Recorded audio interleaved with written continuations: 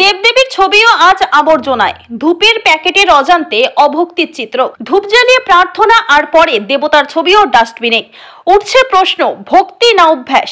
মন্দিরে বা বাড়ির পুজো মণ্ডপে ধূপ জেলে দেবদেবীর আরাধনা বাংলা ঘরের প্রতিদিনের চিত্র, কিন্তু সেই ধূপের প্যাকেটেই থাকে দেবদেবীর ছবি। আর পুজো শেষে সেই প্যাকেটই শেষমেশ পড়ে থাকে ড্রেনে, ময়লার স্তূপে কিংবা পথের ধারে পায়ের তলায়। চোখে পড়লেও কেউ তাকায় না। প্রশ্ন উঠছে, এ কি ভক্তির অভাব নাকি সচেতনতার? ডোমজুড়ের রাজু সর্দার নামে এক ভক্ত জানান, এই দৃশ্য দেখে মন খারাপ হয়ে যায়, তাই আমি দেবদেবীর ছবি দেওয়া ধূপের প্যাকেট আর কিনি না। অনেক ব্যবসায়ী দেবতার ছবি দিয়ে ধূপ বিক্রি করছেন, ওটা বন্ধ হওয়া উচিত। ভাবুন তো, নিজের বাবা মায়ের ছবি যদি কেউ এইভাবে ফেলে রাখে কেমন লাগবে? রাজুর কথায়, সবাই যদি ঠিক করে যে দেবদেবীর ছবি দেওয়া প্যাকেট কিনবে না, তাহলে ধীরে ধীরে এই অভ্যাস বদলাবে। তন্ত্র সাধিকা গীতামা বলেন, এটা অত্যন্ত লজ্জাজনক। ব্যবসায়ীদের কাছে আবেদন, দেবদেবীর নাম ও ছবি ব্যবহার করে ধূপ বিক্রি বন্ধ করুন, কারণ সেই প্যাকেট ব্যবহারের পর রাস্তায় পড়ে থাকে, পায়ের তলায় পড়ে অপমানিত হয় দেবতার চিত্র। ভক্তরা নিজেরাই জানেন না তারা প্রার্থনার পরেই সেই দেবতার ছবিকেই অপবিত্র করছেন। অন্যদিকে পথিক আশ্রমের প্রতিষ্ঠাতা পণ্ডিত রামচন্দ্র ঘোষাল বাবু আরো তীব্র ভাষায় বলেন, এটা ভক্তি নয়, অভক্তির পরাকাষ্ঠা। একদিকে দেবীর সামনে ধূপ জ্বালানো আর অন্যদিকে একই দেবীর ছবি সহ প্যাকেট আবর্জনায় ফেলা, এটা ভক্তি নয়, ভণ্ডামি। মুক্তির প্রার্থনা করে যে দেবতার ছবি পায়ের নিচে ফেলে, তার ভক্তি কতটা আন্তরিক সেটা ভেবে দেখুন। পণ্ডিত বাবুর মন্তব্য, ভক্তি মানে শুধু রীতি নয়, শ্রদ্ধা।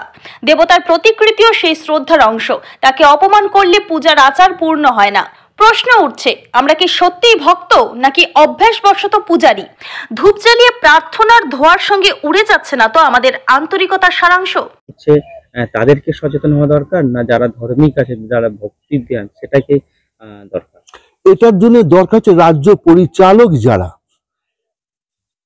তাদের সতর্ক হওয়া দরকার। বাইরে বড় বড় কথা বলে দিলে তো হবে না।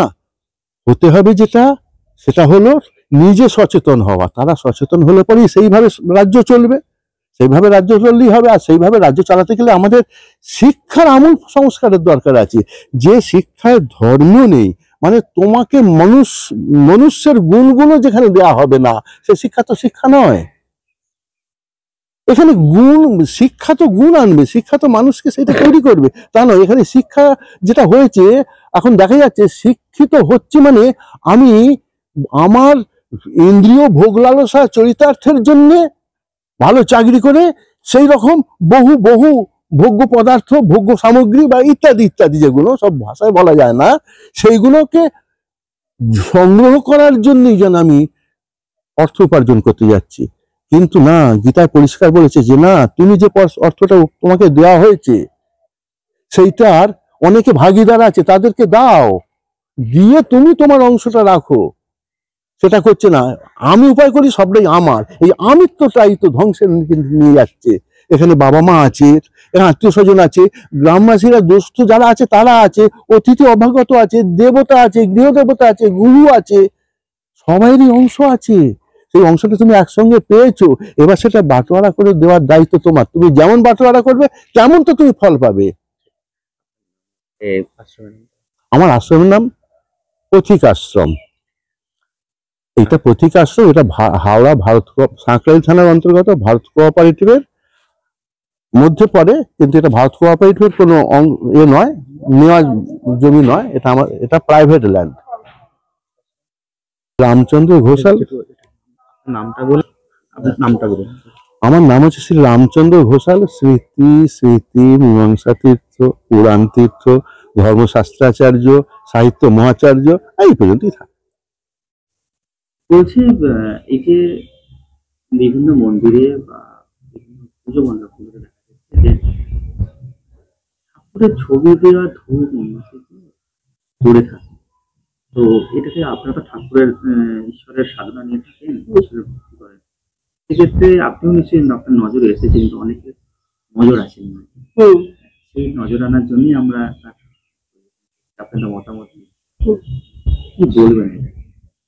এটা সত্যি খুব খারাপ, লজ্জাজনক। অনেক মানুষ ব্যবসার জন্য এটাকে ব্যবসা ভেবে নিয়েছে।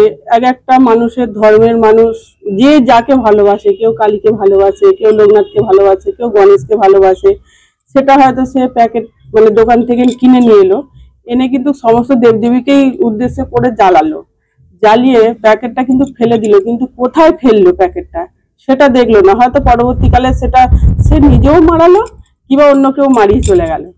কিন্তু এগুলো খুব খারাপ, যে যাকে শ্রদ্ধা করছি তাকেই আবার অপমান করছি, তাকেই আবার ঘেন্না করছি। মানে ওটা তো নোংরা জায়গায় চলে যাচ্ছে, পায়ে ঝাঁটায় চলে যাচ্ছে, কেউ নোংরা ডাস্টবিনে ফেলে দিচ্ছে। এগুলো সত্যি করে ডাস্টবিনে দেখা যায়, ঘাট দিয়ে এরা তুলে নিয়ে চলে যাচ্ছে, আসার লোকেরা তুলে নিয়ে চলে যাচ্ছে, ছবি থাকছে, ঠাকুরের নাম থাকছে। তা আমি এগুলো বলবো, ব্যবসা করুন, এগুলো করবেন না যাতে ভগবানের অসম্মান হয়, অপমান হয়। এটা তো আমরা অবজ্ঞা করছি, যাদেরকে নিয়ে আমরা এক একটা ধর্মের মানুষ এক একটা দেবদেবীকে মানছি, তাদেরকেই আবার নিয়ে খেলা করছি।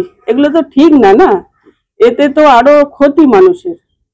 নমস্কার, আমি সবাইকে অনুরোধ করে বলছি, হাত জোড়ো করে বলছি, করজোড়ে বলছি যে আপনারা এরকম ঠাকুরের ছবি দেয়া, যে কোনো দেবদেবীর ছবি দেয়া, এগুলো আর করবেন না।